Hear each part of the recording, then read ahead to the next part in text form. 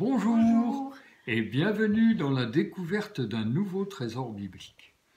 Le titre de notre vidéo est une question que tout homme se pose au moins une fois dans sa vie, parfois sans trouver de réponse satisfaisante pour l'aider à vivre. Aurais-tu, Evelyne, trouvé dans la Bible un ou deux textes susceptibles d'apporter une réponse? Cette question fondamentale a préoccupé toutes les générations. Moïse lui-même, 1500 ans avant notre ère, se l'est sûrement posée puisque Dieu lui a donné des réponses dans les révélations qu'il a retranscrites dans le premier livre de la Bible, la Genèse. Pour être plus facilement comprise, Dieu a fait connaître ses réponses sous forme d'histoires qu'on appelle des paraboles, comme Jésus en racontera beaucoup plus tard. Ce sont des histoires au langage simple, mais qui recouvrent, très imagées, et qui recouvrent et cherchent à enseigner des réalités très profondes, pas scientifiques, mais spirituelles, c'est-à-dire liées au monde de Dieu qui est esprit.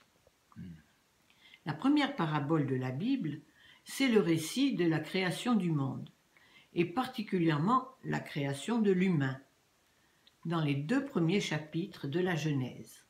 Peux-tu, Jean-Daniel, lire dans le premier chapitre à partir du verset 26? Alors, auparavant, Dieu a créé le cadre de vie des êtres vivants. La lumière, la matière, l'eau et la terre, la végétation, les astres pour marquer le temps, les animaux marins, les animaux terrestres, chacun selon son espèce. Enfin, au verset 26, Dieu dit « Faisons l'humain à notre image, selon notre ressemblance ». Et il poursuit au verset 27, « Dieu créa l'humain à son image, il le créa à l'image de Dieu, hommes et femmes, il les créa. » As-tu remarqué comme il est répété 3 fois « créé à l'image de Dieu » et c'est même accentué à sa ressemblance.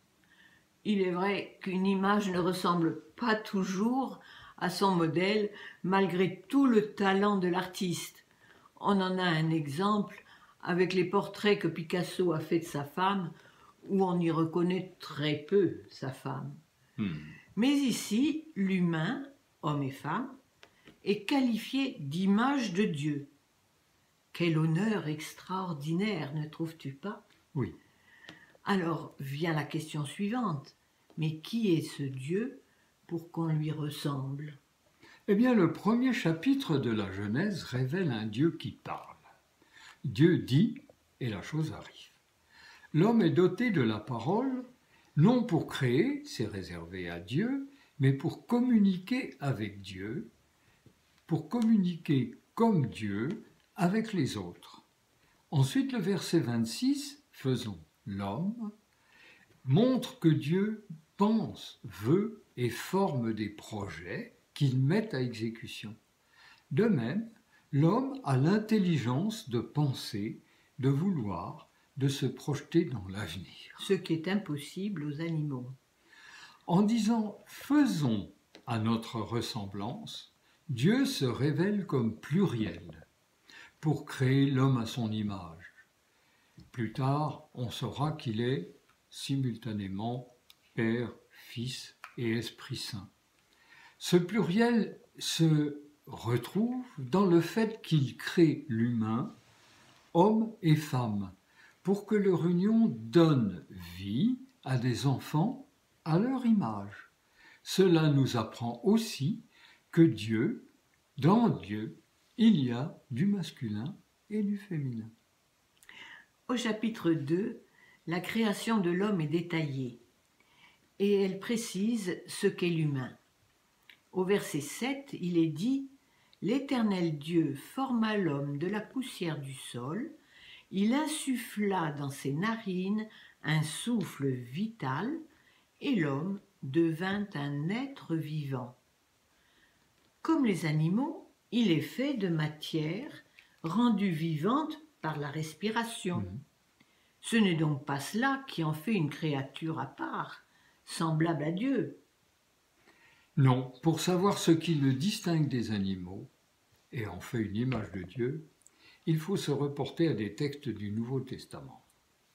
Jésus révèle par exemple à la Samaritaine, dans l'évangile de Jean au chapitre 4 et au verset 24, « Dieu est esprit, et il faut que ceux qui l'adorent, l'adorent en esprit et en vérité. » Dieu a donc donné à l'humain un esprit qui lui permet de communiquer avec son Dieu et de connaître sa volonté pour lui.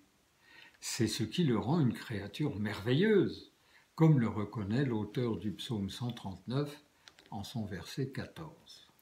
Nous avons là une réponse à la question posée au début « Qui suis-je » Une créature qui est appelée à refléter l'image ou le caractère de Dieu. Quelle responsabilité! Qui peut suffire pour cela? Depuis que l'humanité s'est séparée de Dieu, cette image a été bien brouillée, ternie, salie, abîmée. Jésus seul est et demeure l'image parfaite de Dieu, comme le dit Paul dans sa lettre aux Colossiens. Jésus est l'image du Dieu invisible.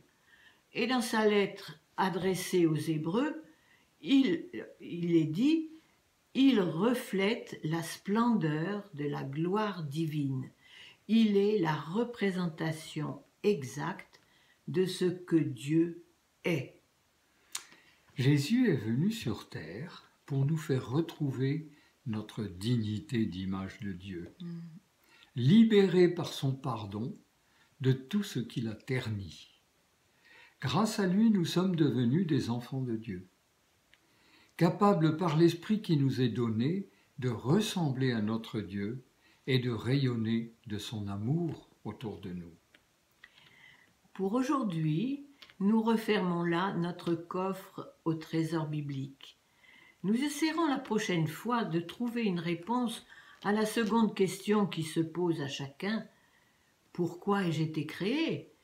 Quel est le sens de ma vie sur terre? Alors, à bientôt, si tu le veux bien, et au revoir.